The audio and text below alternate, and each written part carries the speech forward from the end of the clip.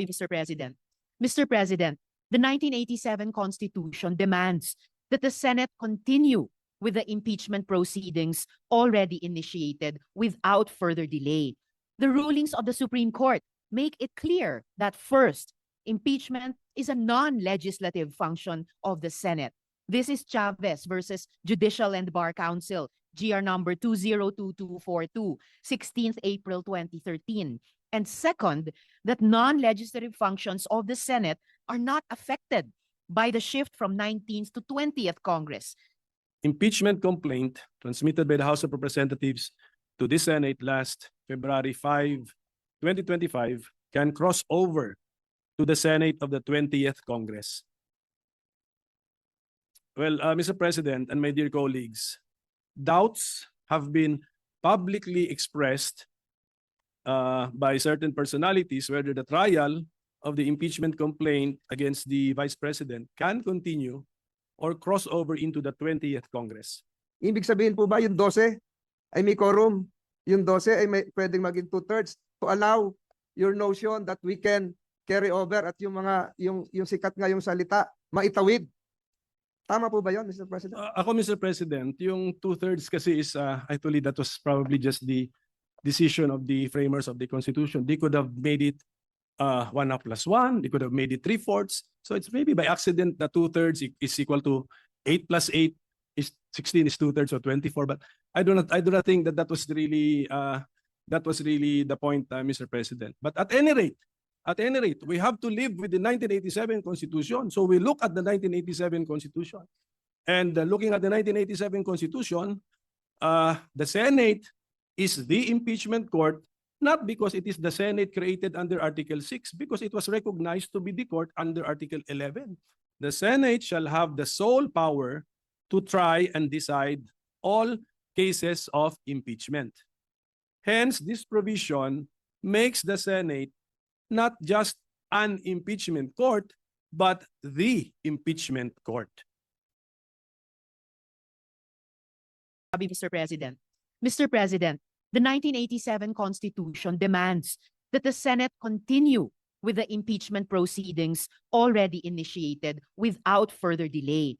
The rulings of the Supreme Court make it clear that first, impeachment is a non-legislative function of the Senate. This is Chavez versus Judicial and Bar Council, GR number 202242, 16th April 2013. And second, that non-legislative functions of the Senate are not affected by the shift from 19th to 20th Congress. This is the case of Pimentel Jr. versus Joint Committee of Congress, GR number 163783, 22 June 2004. It is true that the 19th Congress cannot bind the 20th Congress, and all unfinished business will be terminated. But this is only true for any work done by us in the exercise of our legislative functions. Napakahalagang mandato po ng saligang batas ito, klaro at walang kalabuan. Once we receive the articles of impeachment, trial by the Senate shall forthwith proceed. Hahatulan tayo ng sambayanan kung hindi natin ginampanan ang tungkulin na ito sa sambayanan. Recognized. You may proceed, sir.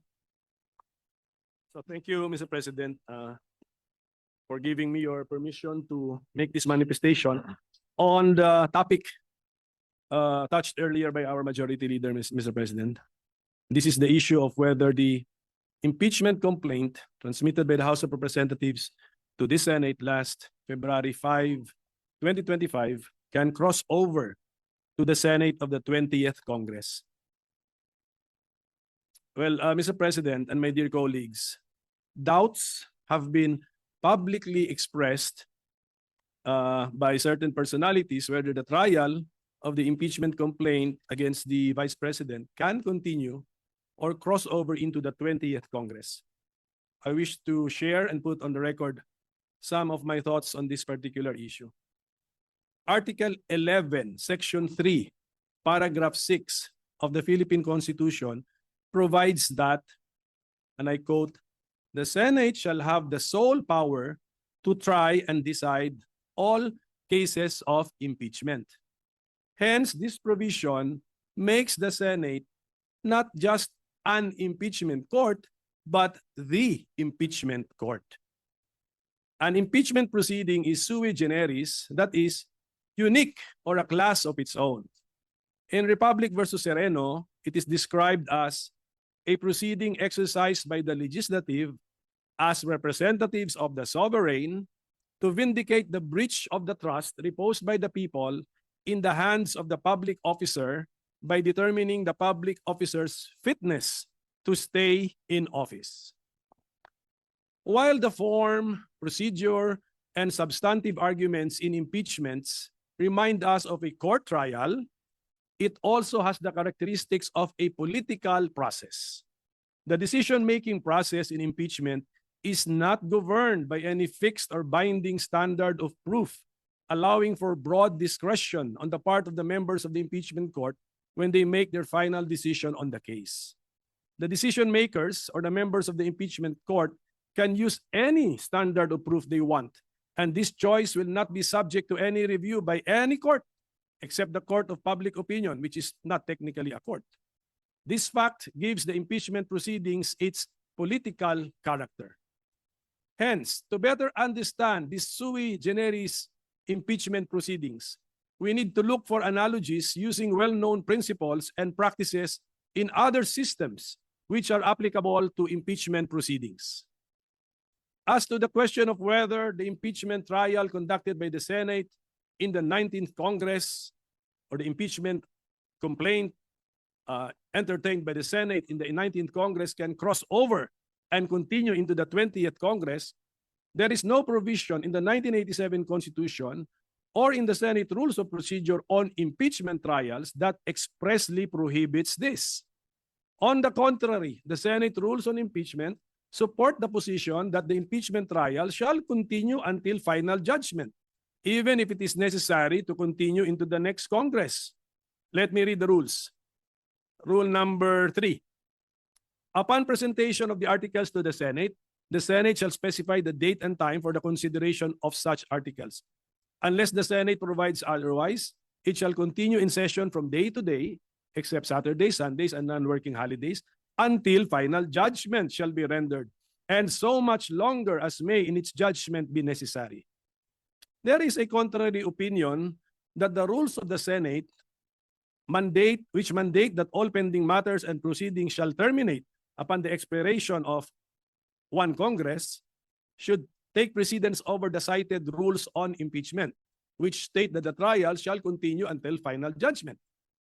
The justification for the precedence given to the rules of the Senate is that the latter were passed by virtue of the power granted by the Constitution to the Senate to promulgate its rules. That is found in Article 6, Section 16, Paragraph 3, which provides each House may determine the rules of its proceedings. However,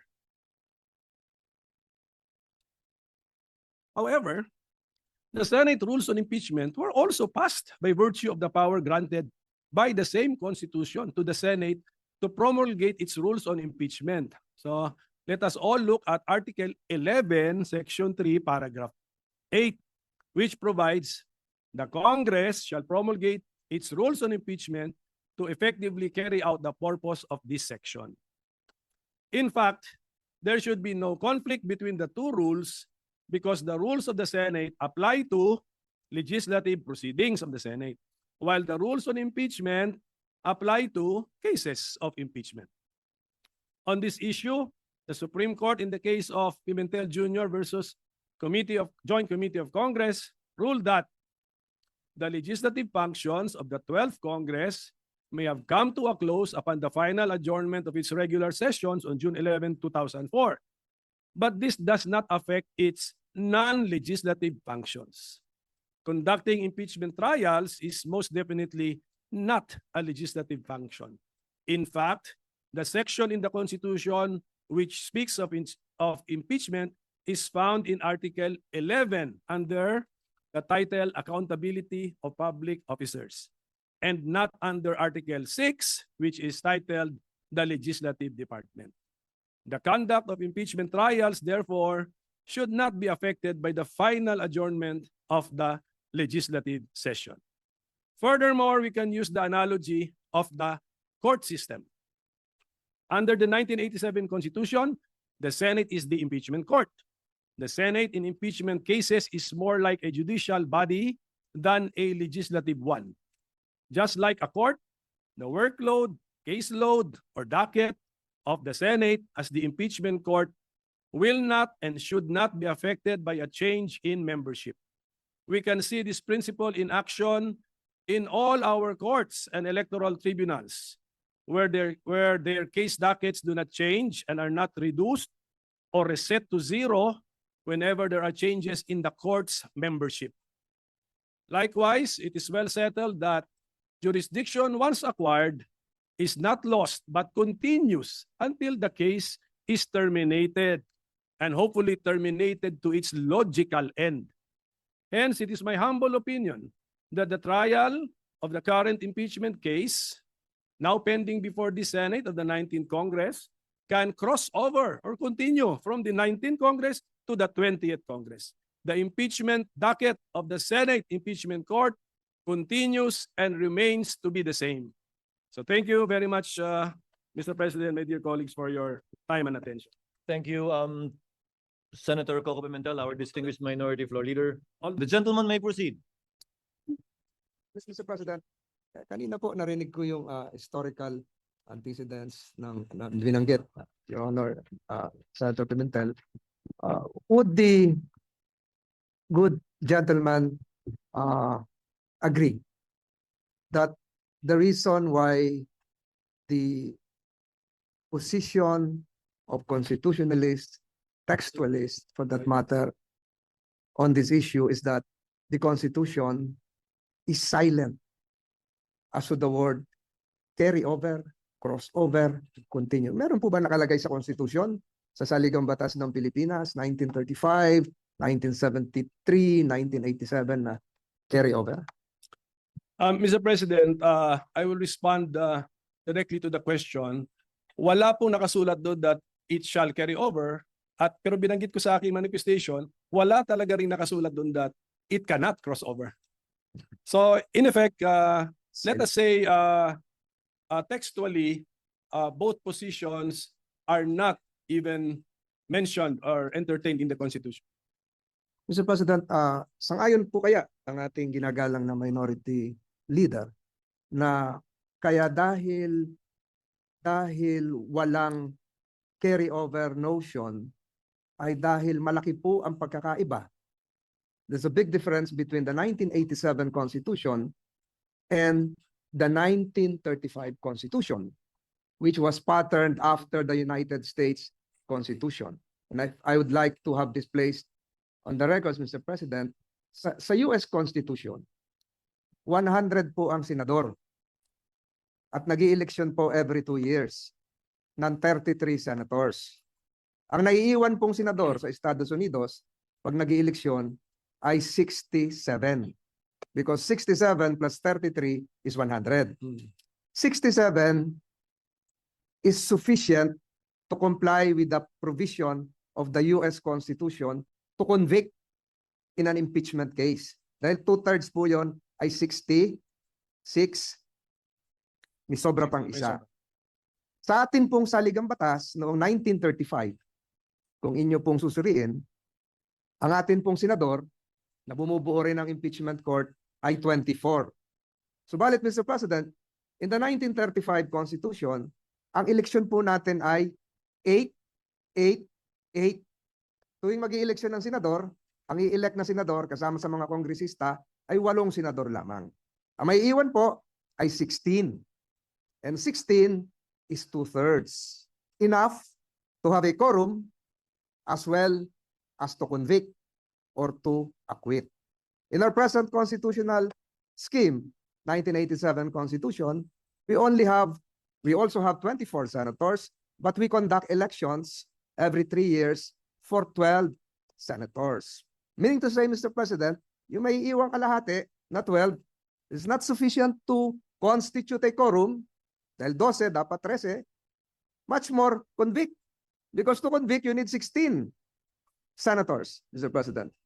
Is it now the proposition of the good minority leader that the constitutional spirit as enshrined in the 1935 Constitution. The same as the spirit prevailing, although it is not as admitted by the good minority leader, textually enshrined, the same as the 1935. Ibig sabihin po ba yung 12 ay may quorum? Yung 12 ay may pwedeng maging 2/3 to allow your notion that we can carry over at yung mga yung sikat nga yung salita maitawid. Tama po ba 'yon, Mr. President? Ako, Mr. President, yung 2/3 kasi is actually that was probably just the decision of the framers of the Constitution. They could have made it 1+1. They could have made it 3/4. So it's maybe by accident that 2/3 is equal to 8 + 8 is 16 is 2/3 or 24. But I do not think that was really the point, Mr. President. But at any rate, we have to live with the 1987 Constitution. So we look at the 1987 Constitution. And looking at the 1987 Constitution, the Senate is the impeachment court, not because it is the Senate created under Article 6, because it was recognized to be the court under Article 11. The framers could have chosen another body to be the court. That is theoretically possible. But it chose the Senate, not as a legislative body, but as a part of Congress, but not as a legislative body. So, yun po yung aking pagkaintindi. We have to live with the 1987 Constitution. We copied generally the idea siguro sa United States, but let's not be so beholden to their practices and rulings kasi iba na rin po, iba talaga ang sitwasyon natin. And I think textually speaking, my position is supported that although we keep on saying Senate, but this is not Senate as the other half of Congress, but this is the Senate chosen under Article 11 to be the impeachment court. So iba po ito. And then may paragraph 8 doon, sinabi, Congress shall also issue their rules to give life to the accountability of public officers. So, and we have done that. So, kaya ang aking stand actually is the Senate as an institution is the impeachment court. So the member judges can change, but just like as a division of the Supreme Court, division of the Sandigan Bayan and the CA, if they change their members, yung docket nila or caseload nila, tuloy pa rin. They have to decide the cases and bring the cases to their logical conclusion. So that is my simplified position, Mr. President. So one last question, Mr. President, if the good gentleman would accede. Ang ibig sabihin po nito, Mr. President, is that the Senate now, under the 19th Congress, is empowered, is authorized to confer a jurisdiction to another Senate, which would be forthcoming, the Senate of the 20th Congress. So allowed po ba tayo under the Constitution to transfer pending business, or should it follow likewise, using your logic, the traditional norm of having it refiled and reset starting from zero? Similar to the bills. Yes, yun na nga. So, ang ibig kong sabihin, Mr. President, what would prevent the 19th Congress from passing on the impeachment case, not just to the 20th Congress, but to the 21st Congress? And I implore the good minority leader that all the provisions mentioned a while ago, which are correct, should likewise be read together with the constitutional provision that there should be only one impeachment case filed per year against the same respondent, Mr. President. Alam nyo ba, Mr. President, na yung rule na yung legislative workload natin ay magre-reset pag may bagong kongreso? Alam nyo ba na wala sa Constitution yun? Nasa rules natin yun. Ang rules natin, promulgated natin because of the power given to us by the Constitution. But the Constitution does not specify that. Actually, we could have written na yung pumasa na ng third reading, itrato natin na third reading na rin. We could do that, but we did not do it. So policy lang po yun na reset natin as far as legislative workload is concerned. Pagdating naman sa impeachment, judicial workload of the Senate as an impeachment court, I propose or I give the interpretation that the caseload remains. Ang nagbago lang are the member judges. Just like I think we can easily envision sa Supreme Court, nagbabago, divisions ng CA, divisions ng Sandigan Bayan, but the caseload remains. So I think we can mentally separate the two kasi Article 6 yung legislative workload, Article 11 yung impeachment workload. So that would be my response, Mr. President. But Mr. President, would not that prevent the other part of the two-step process? Two-step process because filed by the lower house, prosecutors, Yeah. received by the Senate, the trial jurors, the trial judges. Would not that prevent the other part of the two-leg process from initiating another complaint? Because there is now a case pending, which you say should be continuing. If the majority leader will allow me not to respond, but Yes, because his question is very loaded and provides the hint of what can happen in the future. Mr. President, I've taken too much time of this body. I would relish interpolating the good minority leader even for 5 hours on this topic alone. But again, Mr. President, siguro mahabang-mahaba na po ito. I stick again to my previous manifestation that if we will not be able to conclude whether acquittal or conviction, the present impeachment case against Vice President Sara Duterte before the lapse of the 19th Congress, the same is functionally dismissed or deemed de facto dismissed, Mr. President. Yun lamang po, Mr. President, at ako po ay nagpapasalamat sa ating minority leader. Thank you, Senator Tolentino. Briefly, Senator Pimentel. Mr. President, while I still have the floor, can I request for some information from the Senate President, especially regarding the impeachment calendar that The is gentleman may issued, proceed. because you issued the first impeachment calendar was issued by the Senate President when we were already on break. I mean, Mr. President, tama po yun, di ba? That is correct. So, Mr. President, may we know when His Honor issued the first legislative calendar, impeachment calendar, which fixed June 2 as the time for receiving the House prosecutors, may we know the basis of the authority of the Senate President when he issued the first impeachment calendar, Mr. President? Article 1 of the impeachment rules, which says that the Senate President can set the date for the presentation of the articles of impeachment. Mention was made specifically of the Senate President. And also we were on recess. So the Senate President at that time, Your Honor, issued a suggested calendar of activities. I was very clear when I stated that. Subject to plenary approval when we resume, because you were already on recess at that time. The second notice sent by this representation was made also while we were on recess. And I also stated that it was subject to plenary approval and or reversal, as the case may be, given the load that we need to take up after the LEDAC meeting.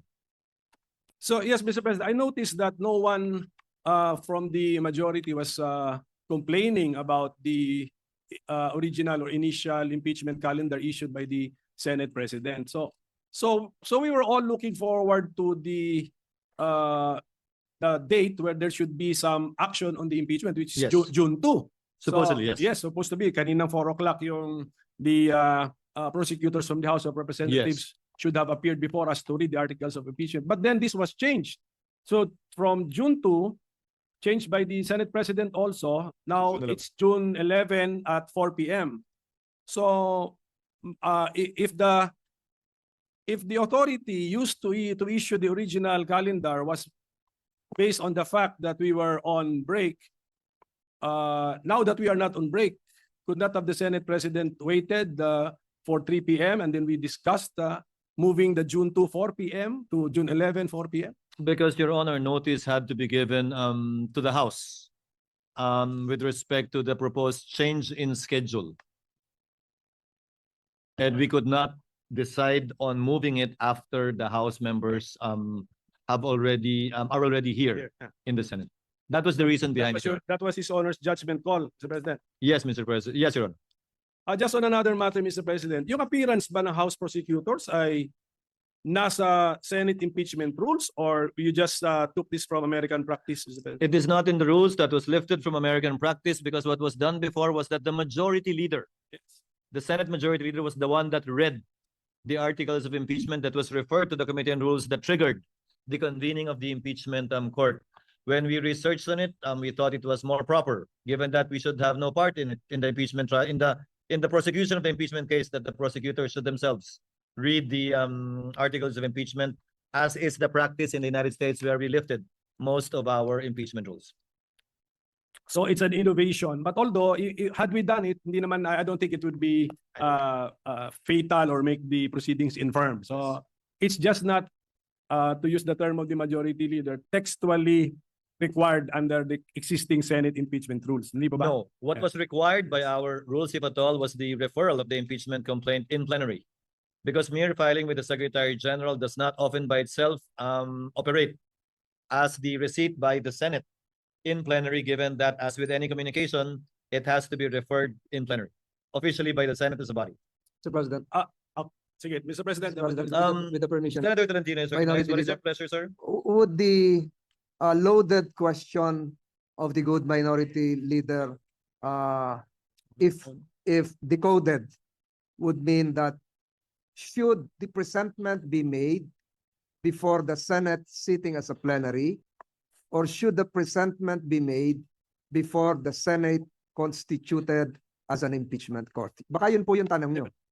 But it was, I think, it was the Senate President to research on American practice. How do they do? How do they do plenary. it in the United States? In plenary, Your Honors, not as an impeachment court, because again, mere receipt by the SecGen does not operationalize or start the process of impeachment.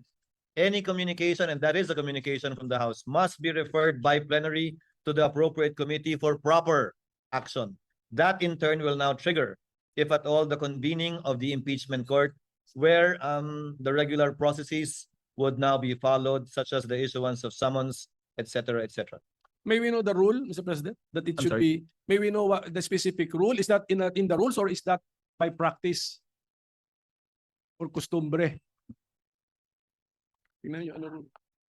Under Rule 3, Paragraph 2, upon presentation of the articles to the Senate shall specify the date and time for the consideration of the articles.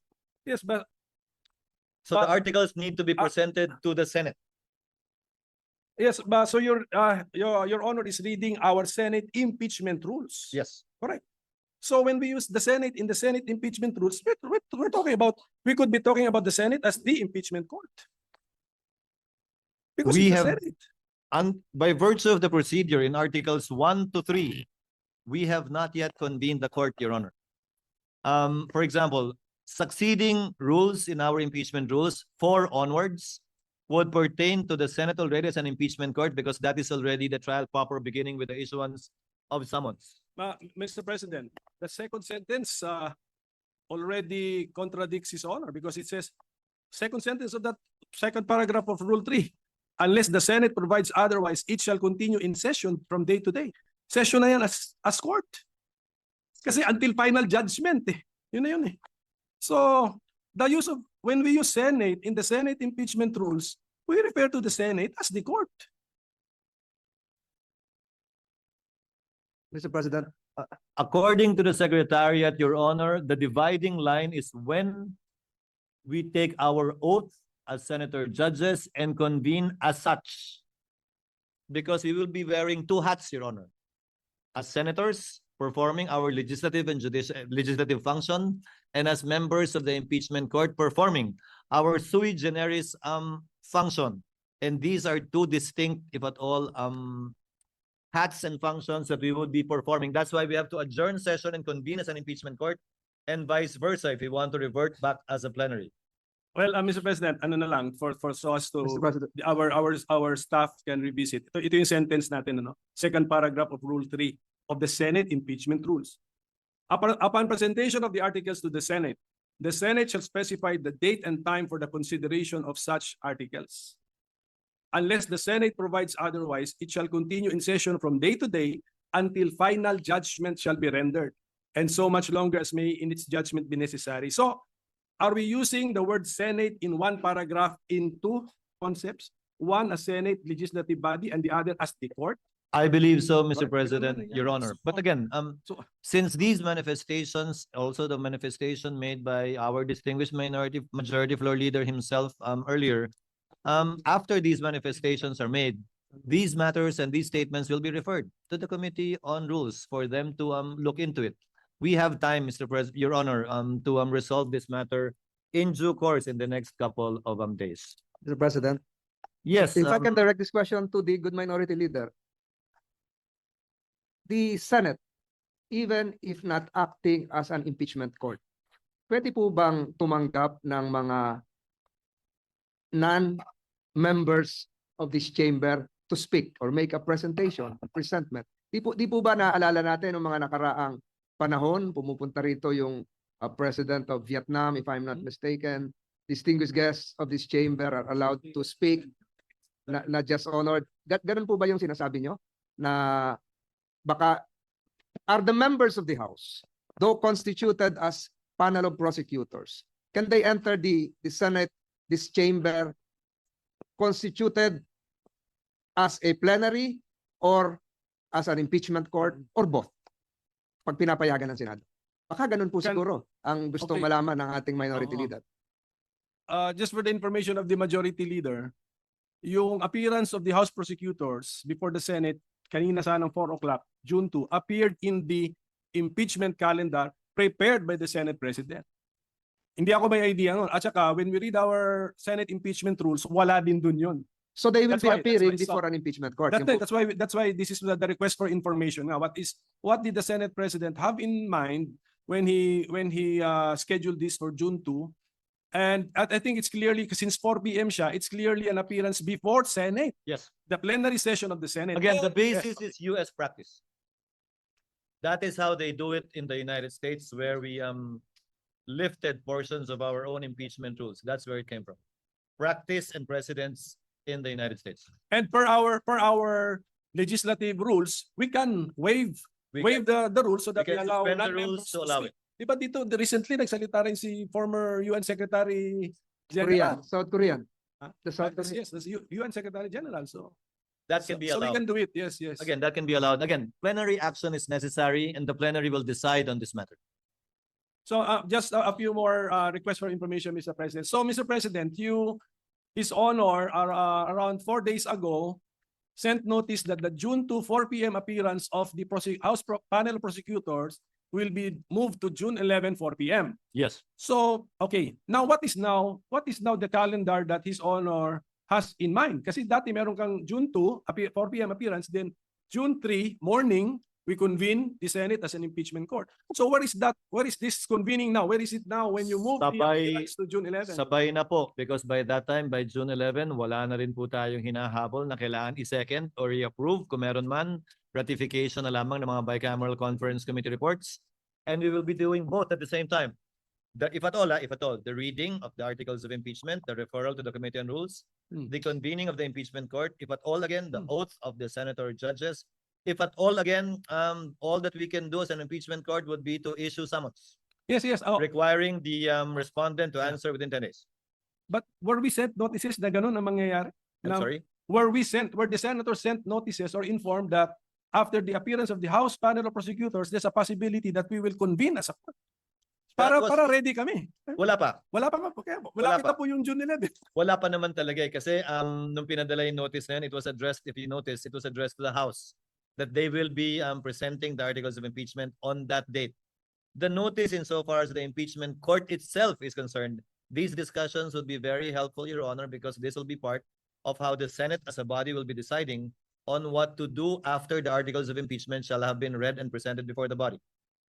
Yes, but Mr. President, nung in-issue kasi ninyo yung impeachment calendar last February, at least you were that detailed na sinabi niyo na po yung convening of the impeachment court. Ngayon sana po, nung i-defer si June to appearance, sana pati po yung convening as an impeachment court, nasabi na rin when that is para may idea Well, thank you for the opportunity to clarify. Since that is our last day, this representation has no intentions of actually convening the court, if at all, on another date other than the 11th, unless the Senate as an impeachment court provides otherwise.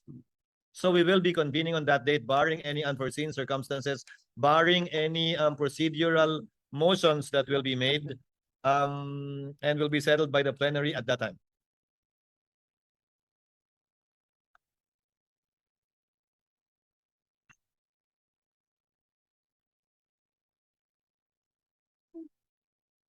Well, Mr. President, ito lang for the consumption of our staff and secretariat. it was just pointed out to me that the rule that we mentioned earlier, second paragraph of Rule 3, yung first paragraph pala, it provides that nakapag-oath na. Nakapag-oath na ang member. So if that is now the dividing line, we have crossed the line. So Senate na po ito as a court.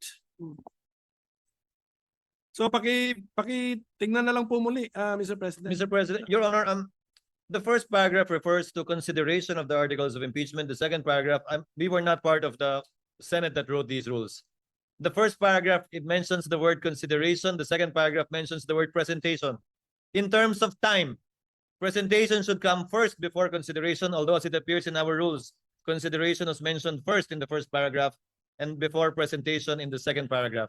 But in terms of order, Your Honor, presentation should logically come first before Okay. consideration of the articles of impeachment. And then For in there the, is nothing to consider unless presented. and then in the next breath, it talks about the trial na.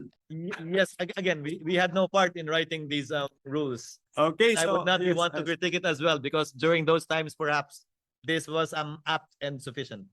So okay, so Mr. President, maybe now kasi ang media nagtatatanong sa akin, pinapa-speculate pa ako na just for the record, what is now the reason that His Honor has taken the initiative to reset the June 2, 2025 4 p.m. appearance of the panel of prosecutors before the Senate plenary to June 11 4 p.m. It was in the main letter reason, Mr. addressed to President? Speaker Martin, copy furnished to all of the senators as well as Vice President Sara Duterte. Given the meeting we had at LEDAC with His Honor's presence, several bills needed to be approved and taken up before we finally could finish and wind up the 19th Congress. Meaning to say some bills need to be approved on second reading within the week today so that we can do third reading next week. Some bills have to be approved on third reading today and within this week so that bicameral conference committees can finalize and iron out the disagreeing provisions between the Senate and House versions so that we would still have time next week to either ratify these bicameral conference committee reports or still do third reading in compliance with the constitutional requirement of 3 readings on 3 separate days, at least 3 days after it's approved on second reading. So sige, last question na lang, Mr. Apa. President. Per our rules or practice, how would we now react to the receipt of the articles of impeachment last February 5, 2025? How should the Senate as a legislative body in plenary session react to that receipt? In line with Article 1 of our impeachment rules, which makes mention of the authority and responsibility of the President of the Senate. That is why I set the schedule for the articles to be read in plenary, which in turn would trigger, if at all, the creation of the impeachment court. Which, if at all, would now proceed with the issuance of summons for the respondent or defendant. Would not the impeachment complaint received last February 5, 2025 be included in the reference of business?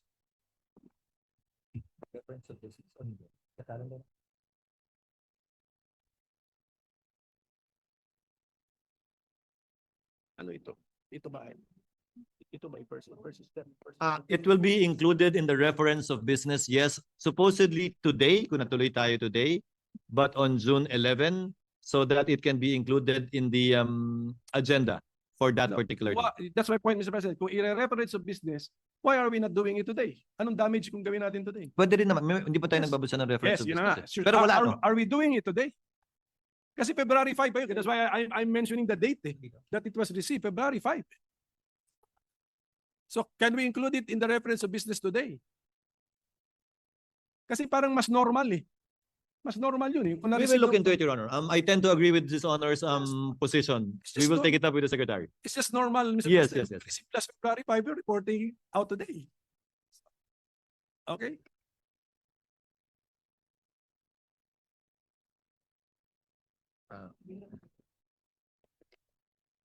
Off the record, they explained the reason behind it. But I tend to agree with Your Honor, and I'll ask the secretary to consider it because in the past, as they said, it was the majority leader who read it and not the prosecutors supposedly.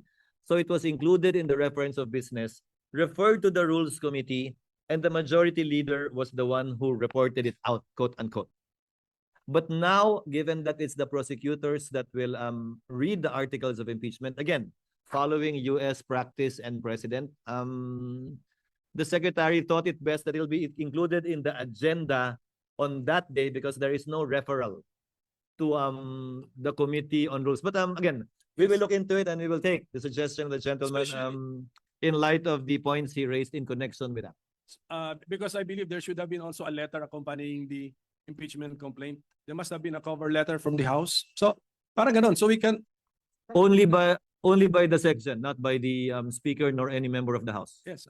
But is a letter from the SecGen also a communication from the House? It was a covering letter only. Yeah.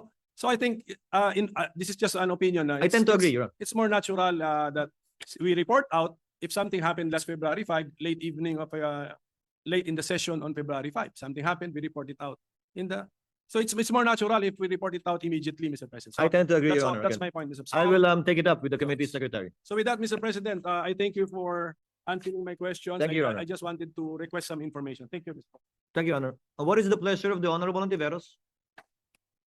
Salamat, Tabi, Mr. President. Gusto kong magdagdag ng point dun sa binanggit pareho ng majority leader, ng minority leader, at pati ng Senate President, yung references sa US practice and precedent. Kaugnay nung isa sa mga issue na pinag-usapan dito sa floor, kung pwede ba o dapat bang mag-carry over yung impeachment process mula sa 19th Congress hanggang sa 20th Congress. And I would just like to put this on the record, Mr. President. Galing po ito sa isang piyesa authored ni UP Professor Paulo Tamase, nag-appear po sa June 2025 issue ng Philippine Law Journal. Sabi po dito, Emerging Issues in Impeachment, page 19 dun sa journal, allowing impeachment to cross over Congresses is consistent with American practice. Following the practice of the United Kingdom, Thomas Jefferson's Manual of Parliamentary Practice states that, and quote, impeachment is not discontinued by the dissolution of Parliament, but may be resumed by the new Parliament, close quote. The US Congress, na binanggit ng majority leader, ng minority leader, at ng Senate President, the US Congress has observed this for over 200 years, from the 1803 impeachment of Judge John Pickering to that of Judge Porteus in 2009. In Congress, impeachment proceedings are not discontinued by a recess. The following impeachment proceedings extended from one Congress to the next. 5 halimbawa, Mr. President, sa article na ito. Babangkitin ko lang yung pang-apat kasi yun pamilyar sa ating mga Pilipino. 4. The impeachment of President Clinton was presented to the Senate after the Senate had adjourned sine die. After, Mr. President, the Senate had adjourned sine die for the 105th Congress, and the Senate conducted the trial in the 106th Congress, Mr. President. So, for the record lamang po, dahil very, very pertinent sa binanggit ng majority leader, ng minority leader, at pati ng Senate President na following US practice and precedent. And with one very recent concrete example po dun sa impeachment ni US President Clinton. So I hope that we can consider this in our own decision-making, Mr. President, even after the rescheduled presentation by the House prosecutors to the Senate as an impeachment court on 11th June. Salamat, Tabi, Mr. Duly President. noted and entered into the records. Majority Floor Leader. Just to reiterate again, yung nabanggit ko po kanina nga, magkaiba yung sa Philippine Senate at US Senate kasi ang naiiwan sa US Senate tuwing mag-ieleksyon ay 67 senators, enough to constitute a quorum out of 100 senators and enough to convict or acquit. Sa atin po, 12 lang, not enough to have a quorum of 13, more so a number of 16 to convict or acquit. But be that as it may, Mr. President, we have all the discussions done, and I think this would really be part not just of the discussions that whatever case would be elevated to the Supreme Court would eventually be decided in